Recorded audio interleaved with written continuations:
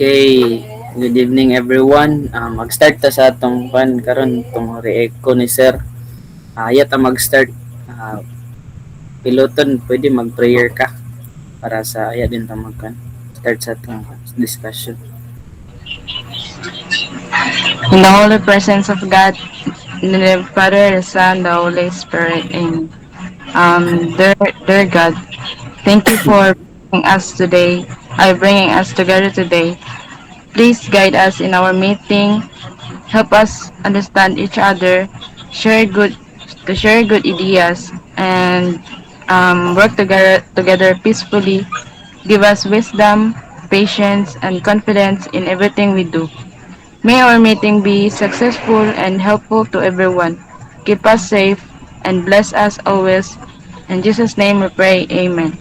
And in the Father, the Son, the Holy Spirit, Amen. Amen. So, direct ta mag-start. Ang atong chapter title sa chapter 3 is Canada Research Methodology. Mo niya to ibutang sa atong kwan sa paper na to. So kani step 1, choose your methodology among the given SDLC model. Ang kaning ipanghatag ni Sir Danny nga SDLC mon nga ginagamit na model like kaning waterfall, agile, rapid application, kaning prototype, spiral, iterative ug scrum.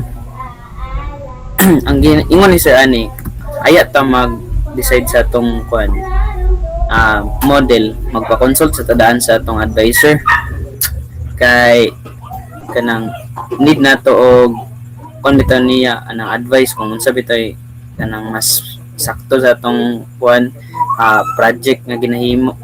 Pero katong nagpa-consult me last, ang gingon ni Sir Samoa is kaning agile daw pwede sa tuwa kay tungod sa katong kwan bitaw ng continuous nga consultation sa atong client. Pero at amo pa tong i-kwan ni RJ, amo pa tong i-clarify gud kung unsay kanang sakto. Pero ang mga istorya ni RJ katong waterfall, modified waterfall, pero ang gingon ni Sir last time katong modified waterfall kay aya siya ma-modify kung nabitaw tay example sa agile magkuha tag kwan din na isa ka cycle ay phases mo na siyang ma-modify, pero magpa-consult sa tadaan ang aya ta mag start og right sa atong chapter 3. And step 2, look for a figure that will represent the chosen methodology. Kani, look for a figure that will represent the chosen methodology. Ang pasabot ani ni Sir is dili bitaw ta dito magkuha picture sa Google Photos balargo. need siya og kanang study bitaw, like dito ta magkuha sa methodology sa urban study nga same sa ato ang magamit bitaw nato para sa atong kuan sa atong project. Kanang naman ito igatag sample si Sir, wala lang ko kakuan. Kabantay mo sa atong conceptual, like kinato bitaw na siya ito figure 2 na, pero ato ibutang is asa to siya nga sana SDLC na to nakuha nga study din. Una ang figure, aya bitaw dayon ang katong explanation. Dapat supported gid sa study ang atong SDLC model. For example, kani agile atong makuha, kani gid naman no reason to use, kaning best for project requiring continuous improvement, regular feedback, and iterative development suitable for system with evolving requirements. So paminaw na ko marag kani gid atong makuha. Pero depende na lang kung unsay sakto. So now, the group is also required to discuss the reason why the model was chosen for the project. Kani istoryan gid nato tanan, magtipok kita ni if na maka-decide na taon sa bitaw nga model lang atong magamit for chapter 3. And next today. Kani chapter 3 ay step 3. Map out the phases of the model, align with the objectives, identify the activities, tools, and expected outcomes per phase. Ang example ni Sir Danny nga model kay waterfall. For example, kaning phase, kaning planning and requirement gathering phase, kani objectives met from chapter 1, kani atong objectives sa atong chapter 1 kay bali magbalik bitaw ta didto sa atong ipangbutang didto. For example kaning gikon diri to gather data related to inventory management processes kanang may nana kaning sa activity unsa atong pangbuhaton kani dani conduct interviews with target users, observe current inventory procedures, analyze existing inventory records, kaning tool use unsa atong gamiton, ayon sa atong ipanggamit kani sa kwan interview questionnaire, observation checklist or Google Forms. Kani sa expected output dili bitaw nga ang pasabot ni sa kani is kaning expected output example kaning system requirements mo ni lang pangitaon sa tuwa sa atong chapter 4 pohon mo ni siyang ilang pangitaon sa mga panel.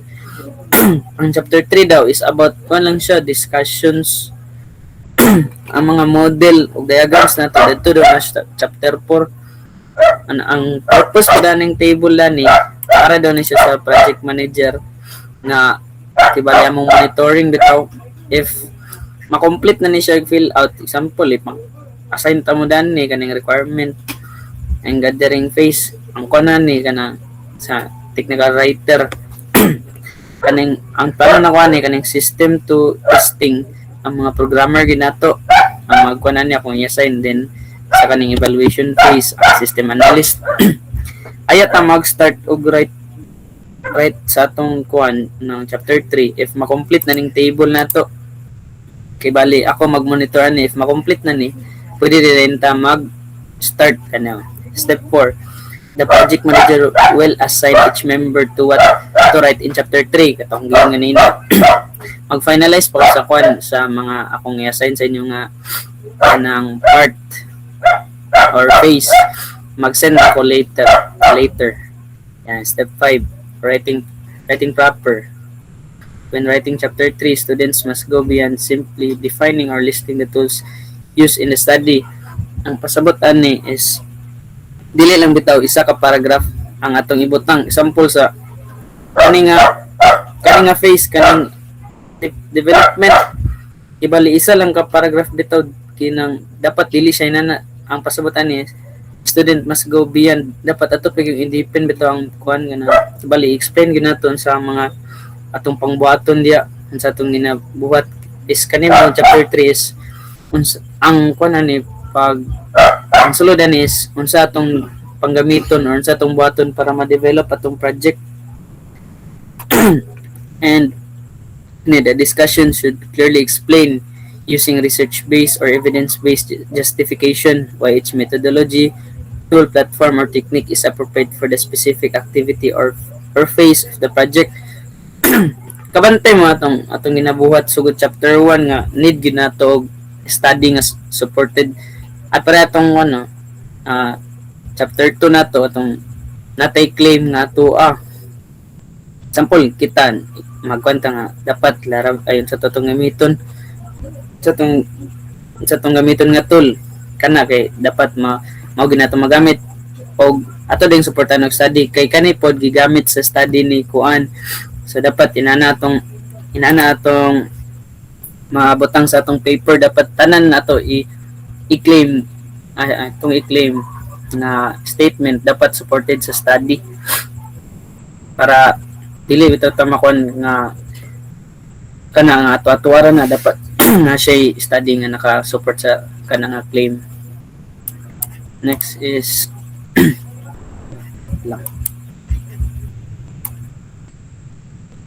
kani the discussion must focus on what the proponents will do in each phase, why the selected tools and methods are suitable for the activity, how these tools support the objectives identified in chapter 1. Dapat yun magbasa ta balik sa atong chapter 1 and 2 para makonektado ra tanan atong papers kani how each phase contributes to the development of the proposed system. Students are encouraged to discuss the actual activities, processes, and outputs involved in every phase of the selected SDLC model rather than merely describing of software or technologies. Yung gingon na ganina nga dapat kani about discussion so dapat taas gyud atong ikuanan ni dapat dili lang ta mag-describe ato gyud i-explain. Kani step 6 consultation with the advisor. The advisor is required to either change or approve the chosen SDLC model of the group. The group in return is required to submit to the decision of the advisor. So need sa gid ta magpa-consult sa atong advisor kung sa atong SDLC nga gamiton ay ata mag-start sa atong chapter 3. So kani mo ning structure sa atong chapter 3. Introduction, one paragraph lang atong introductory part ni siya nga kana unsa katong gibuhat gyapon nato sa chapter 2 kasabot man tani. Kani pwede na ko ni assign sa atong technical writer kani introduction nga part. Kani is DLC model figure with explanation 1 to 2 paragraphs lang. Ang explanation niya kaning 1 to 2 paragraphs. Kani pwede ni siya ma-assign ako sa atong system analyst.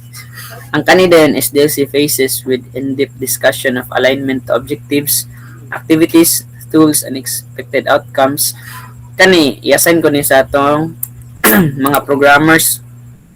Kani 3 or more paragraphs lang. Pwede man siya mo kwan nang depende lang siguro kung need gud nga task ato na lang itaas. And kaning list of updated references ako na lang ani. Ayan. Deadline is May 21, 2026 5 PM. Kani mantugi ko ni sir kani nga ang deadline is after ani nga week ato na ding defense. Uso na dahil kay wala na pan kaning tong screenshot. Screenshot tabit lang.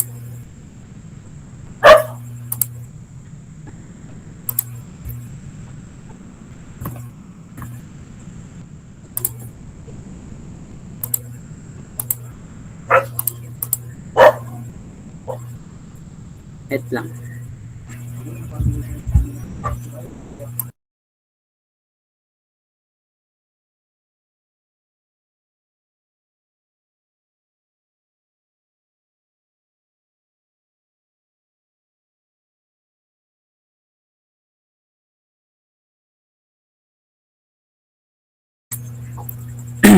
Kakon man ni katong screenshot katong need na to ayata makapasa sa chapter 3 kaning pinakauna kaning conduct Google Meet with group mates. Kani atong gihimo karon mao na ni isa kaning conduct a follow-up interview with the client. Kani need gid na to buhaton kaning conduct a follow-up interview with the client kaning ask questions katong mga wala na to nga pangutana bitaw last nga example katong saan pa tong form saan to pag fill up nato pwede to na to mapangutana o kani ding isa present the initial solution of the system.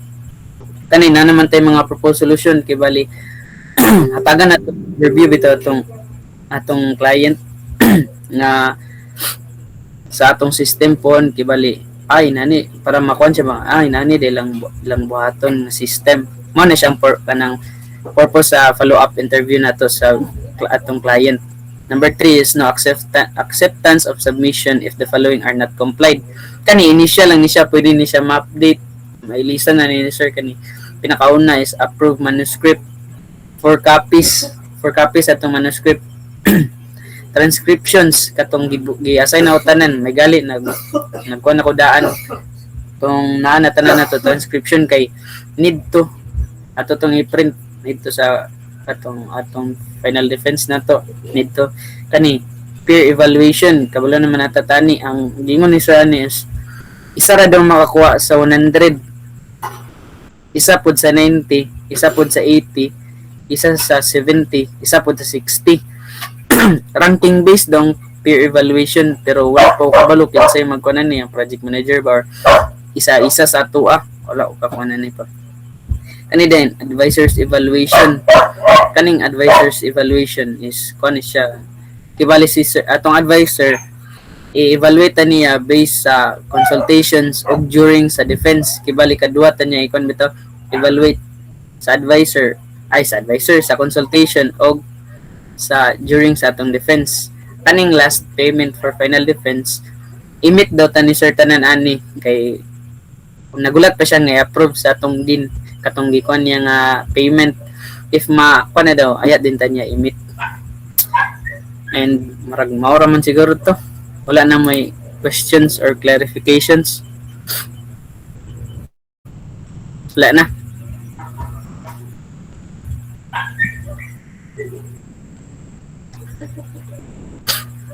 Marag wala naman siguro. Sige, mag bye kanang palog ko og kun may be. Ay mag kuan ko screenshot ko para sa atong kuan documentation lang.